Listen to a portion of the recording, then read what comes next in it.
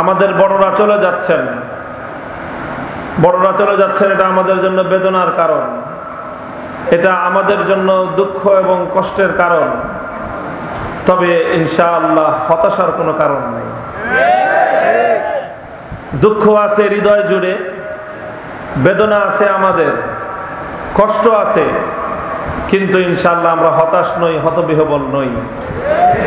আমরা বরং মনে করি যে তারা আমাদের সামনে যে আদর্শ রেখে গিয়েছেন, যে চেতনা রেখে গিয়েছেন, সেই আদর্শের পতাকা নিয়ে, সেই চেতনার মশাল জেলে আমরা ইনশাআল্লাহ তাদের অসমাপ্ত কাজকে মঞ্জিল পর্যন্ত পৌঁছেই ক্ষান্ত হব ইনশাআল্লাহ। হযরত সিদ্দিক আকবর রাদিয়াল্লাহু তাআলা আনহুর কথা মনে পড়ে বারবার এই সকল ক্ষেত্রগুলোতে। যখন হযরত রাসূল আকরাম সাল্লাল্লাহু আলাইহি ওয়াসাল্লামের ইন্তেকাল হয়ে গেল, আল্লাহর নবীকে সাহাবায়ে কেরাম কতটা ভালোবাসতেন, নবীর জন্য সাহাবায়ে কেরামের হৃদয়ে প্রেম, ভালোবাসা, ইশক আর মহব্বতের কি আগুন ছিল, পৃথিবীর ইতিহাস থেকে তার দ্বিতীয় কোনো দৃষ্টান্ত কেউ দেখাতে পারবে না। আল্লাহর নবীর জন্য সাহাবায়ে কেরাম কেমন পাগল পাড়ার উম্মাত ছিলেন। নবীর শরীরে সামান্য কাটার আঘাত এক একজন সাহাবী নিজের জান কোরবান করার বিনিময়ে রক্ষা করার জন্য তারা প্রস্তুত ছিলেন। যেই নবীর পায়ে কাটা বিদ্ধ হবে, নিজের জীবন চলে যাওয়ার চেয়েও এটা তাদের কাছে বেশি কঠিন ছিল। সেই রকম নবী যখন সেই সাহাবায়ে কেরামকে বিদায় দিয়ে চিরদিনের জন্য চলে গেলেন, কি অবস্থা ছিল সেই সাহাবায়ে কেরামের। তারা প্রায় উম্মাদ আর পাগলের মতো হয়ে গিয়েছিলেন। লৌহ মানব হিসেবে খ্যাত ফারুক আজম ওমর ইবনুল খাত্তাব রাদিয়াল্লাহু তাআলা আনহু, তিনি অনেকটা বেখুদ হয়েছিলেন। তিনি বলতেছিলেন, যে ব্যক্তি বলবে আল্লাহর নবী ইন্তেকাল করেছেন, আযরিবু উনুকাহু, আমি তার গর্দান উড়িয়ে দিব। নবীজি মরেন নাই, মারা যাননি, নবীজি এত তাড়াতাড়ি আমাদেরকে ছেড়ে যেতে পারেন না। এরকম এক ধরনের পাগলের মতো কথা বলতেছিলেন হযরত ওমর ফারুক রাদিয়াল্লাহু আনহু। অন্যান্য সাহাবায়ে কেরামের কি দুর্দশা ছিল এ থেকে অনুমান করা যায়। এমন সময় আল্লাহ পাক রব্বুল আলামিন সাহিবুহু ফিল গার, আল্লাহর পয়গম্বরের সবচেয়ে ঘনিষ্ঠ সহচর এবং তার আদর্শের প্রধান পতাকাবাহী আবু বকর সিদ্দিক রাদিয়াল্লাহু তাআলা আনহুকে আল্লাহ পাক ঐতিহাসিক ভূমিকা পালনের জন্য কবুল করলেন।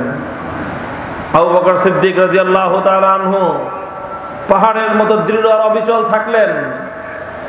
অটল হয়ে তিনি আল্লাহর নবীর মিম্বরে দাঁড়িয়ে গেলেন। মিম্বরে দাঁড়িয়ে সিদ্দিক আকবরের ঘোষণা ছিল কতটা উদ্দীপ্ত, কতটা কঠোর, কতটা আত্মবিশ্বাসী এবং উম্মতের জন্য কতটা দিক নির্দেশনামূলক। আবু বকর সিদ্দিক রাদিয়াল্লাহু আনহু বলেছিলেন, মান কানা ইয়াবুদু মুহাম্মাদান ফাইন্না মুহাম্মাদান ক্বাদ মাত ওয়া মান কানা ইয়াবুদুল্লাহ তাআলা ফাইন্নাল্লাহা হাইয়্যুন লা ইয়ামুত। হে আল্লাহর নবীর অনুসারীরা, নবী মুহাম্মদ আরবি সাল্লাল্লাহু আলাইহি ওয়াসাল্লামের অনুসারীরা, শুনে রাখো, তোমাদের মধ্যে যদি কেউ থেকে থাকে এমন যে নবী মুহাম্মদের পূজা করত সাল্লাল্লাহু আলাইহি ওয়াসাল্লাম, তাহলে সে যেন শুনে রাখে তার ওই পূজা করার দরকার আর নাই, কারণ নবী মুহাম্মদ ইন্তেকাল করে চলে গেছেন। ওয়া মান কানা ইয়াবুদুল্লাহ তাআলা ফাইন্নাল্লাহা হাইয়্যুন লা ইয়ামুত।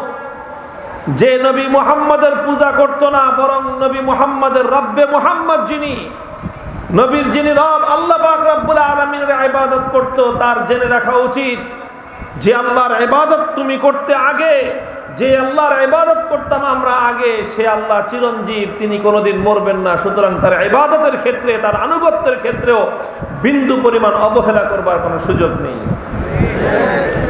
কঠোর ছিল আবু বকর সিদ্দিকের ঘোষণা, দৃঢ় ছিল তার উচ্চারণ, উদ্দীপ্ত ছিল তার কণ্ঠের আওয়াজ। গোটা মদিনা স্থির হয়ে গেল, তারা হাল ধরে বসলেন। তিনি আবু বকর সিদ্দিক রাদিয়াল্লাহু তাআলা আনহু কঠোর হস্তে ইসলামের হাল ধারণ করে ঘোষণা করলেন, আমার নবী যেভাবে দিন রেখে গেছেন এক চুল পরিমাণ তার থেকে কোনো বিচ্যুতি আমি আবু বকর সিদ্দিক বরদাস্ত করব না। আল্লাহর পয়গম্বরের ইন্তেকালের পরে সর্বপ্রথম সাহাবায়ে কেরামের মশওয়ারা ছিল, অনেকেরই মতামত ছিল জাইশে উসামা আল্লাহর নবী ইন্তেকালের আগ দিয়ে উসামা ইবনে যায়েদ রাদিয়াল্লাহু তাআলা আনহুকে আমির নির্ধারণ করে যুদ্ধের পতাকা তার হাতে তুলে দিয়ে রওনা করিয়ে দিয়েছিলেন, বলেছিলেন যাও জিহাদের রণাঙ্গনে যাও।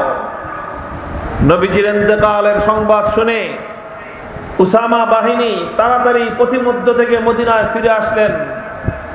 জানাজা হলো, 3 দিনের মধ্যে খেলাফতের মাসআলা সিদ্ধান্ত হয়ে জানাজা হয়ে সব কিছু যখন স্থির হয়ে গেল, পরামর্শ হলো উসামা বাহিনী কি করবে। অধিকাংশ সাহাবীদের পরামর্শ ছিল এখন উসামা বাহিনী স্থগিত হয়ে যাক, এখন মদিনার নিরাপত্তা আগে রক্ষা করা দরকার। মদিনাতে আল্লাহর নবীর কবর, মদিনাতে আজওয়াজে মুতাহহারাত, চতুর্দিক থেকে শত্রুরা নবীজির ইন্তেকালের পর তারা মদিনার দিকে চোখ তুলে তাকাবার হিম্মত করতে পারে, এই জন্য এখন মদিনাকে আগে সংরক্ষণ করা দরকার। সবারই ছিল আত্মরক্ষামূলক পরামর্শ। আবু বকর সিদ্দিক রাদিয়াল্লাহু তাআলা আনহু ইস্পাত কঠিন দৃঢ়তা নিয়ে ঘোষণা করেছিলেন, আল্লাহর নবী মুহাম্মদ আরবি সাল্লাল্লাহু আলাইহি ওয়াসাল্লাম যেই হাতে জিহাদের পতাকা বেঁধেছেন, আবু বকর সিদ্দিকের সাহস আর ক্ষমতা নাই সেই পতাকা নিজ হাতে খুলে ফেলবে। সুতরাং আমার সিদ্ধান্ত হলো, তোমরা যদি কেউ যাওয়ার সাহস এবং হিম্মত না করো, উসামা একা আমির হিসেবে যাবে, তার নেতৃত্বে যোদ্ধা হিসেবে আর কেউ যাওয়ার জন্য প্রস্তুত না থাকলে আমি আবু বকর একা যাব। উসামা একা আমির, আবু বকর সিদ্দিক তার মামুর। রাসূল আকরাম সাল্লাল্লাহু আলাইহি ওয়াসাল্লামের রেখে যাওয়া আমানত, এই পতাকার জিম্মাদারি, পতাকার সম্মান রক্ষা করবার জন্য আমরা দুজন হলেও জিহাদের ময়দানে রওনা করব। সুবহানাল্লাহি ওয়া বিহামদিহি। কি ছিল সেই দৃঢ়তা, কেমন ছিল সেই ঈমানি তাকাত আর ঈমানি হিম্মত। আবু বকর সিদ্দিক যখন এই সিদ্ধান্ত দিয়ে দিলেন, জাইশে উসামা প্রস্তুত হয়ে গেল। উসামা ইবনে যায়েদ রাদিয়াল্লাহু তাআলা আনহুর নেতৃত্বে বাহিনী রওনা হয়ে গেল। চতুর্দিক থেকে মুনাফিকরা নতুন চাল শুরু করেছিল। তারা মনে করেছিল মুহাম্মদুর রাসূলুল্লাহ সাল্লাল্লাহু আলাইহি ওয়াসাল্লামের ইন্তেকালের পর তার উম্মতরা দুর্বল হয়ে পড়বে, তারা হতাশ হয়ে পড়বে, সুতরাং এই সুযোগে মদিনার উপর হামলা করা যাবে। মদিনার ভিতরগত মুনাফিক শত্রুর দল বহিরাগত ইসলামের দুশমনদেরকে দাওয়াত করতেছিল, আসো তাড়াতাড়ি এখনই মদিনায় আক্রমণ করার সুবর্ণ সুযোগ, এখনই মুসলমানরা দুর্বল, নেতৃত্বহীন, তোমরা তাড়াতাড়ি আসো। এরকম একটা ষড়যন্ত্র চলছিল মদিনাকে কেন্দ্র করে। হযরত আবু বকর সিদ্দিক রাদিয়াল্লাহু তাআলা আনহু যখন জাইশে উসামা প্রেরণ করবার সিদ্ধান্ত দিলেন, সমস্ত শত্রুর বুকের মধ্যে ভীতির সঞ্চার হয়ে পড়ল। মুনাফিক এবং শত্রুদের সমস্ত ক্যালকুলেশন এবং তাদের সমস্ত হিসাব ওলটপালট হয়ে গেল। ওরা হিসাব করতে আরম্ভ করলো, আমরা মনে করেছিলাম মুসলমানরা দুর্বল হয়ে গেছে, এখন দেখা যায় নবী মুহাম্মদের সাল্লাল্লাহু আলাইহি ওয়াসাল্লামের ইন্তেকালের পর মুসলমানরা আরো চেতছে বেশি,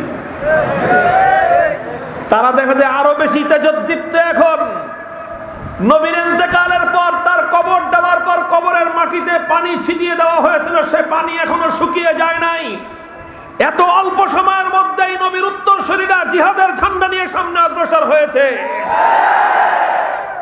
বলতে চাই আজকে শায়েখে বর্ণবীর উত্তরসূরিদেরকে, নিজেদের বাবা মারা গেছেন, নিজেদের শায়েখ মারা গেছেন, নিজেদের পূর্বসূরিরা ইন্তেকাল করেছেন, শোকে মাতম করার সুযোগ আমাদের নাই, শোকে হতবিহ্বল হওয়ার সুযোগ আমাদের নাই।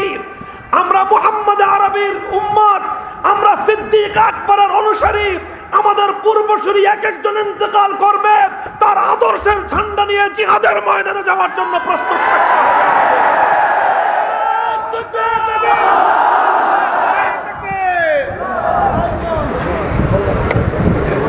আল্লাহ পাক রব্বুল আলামিন আমাদেরকে হিম্মত দান করেন। মুহতারাম হাজিরিন, পরিষ্কার আমাদের পয়গাম, এটা আমাদের আত্মবিশ্বাসের কথা। আলহামদুলিল্লাহ, আমাদের পূর্বসূরিগণ আমাদেরকে কোনো অসহায় অবস্থায় রেখে যাননি, আমাদেরকে লাওয়ারিস অবস্থায় রেখে যাননি। আমাদেরকে তারা রেখে গিয়েছেন আল্লাহর রাসূল সাল্লাল্লাহু আলাইহি ওয়াসাল্লামের পক্ষ থেকে প্রদত্ত 1000 বছরের আলোকিত রাজপথের উপর তারা আমাদেরকে রেখে গেছেন।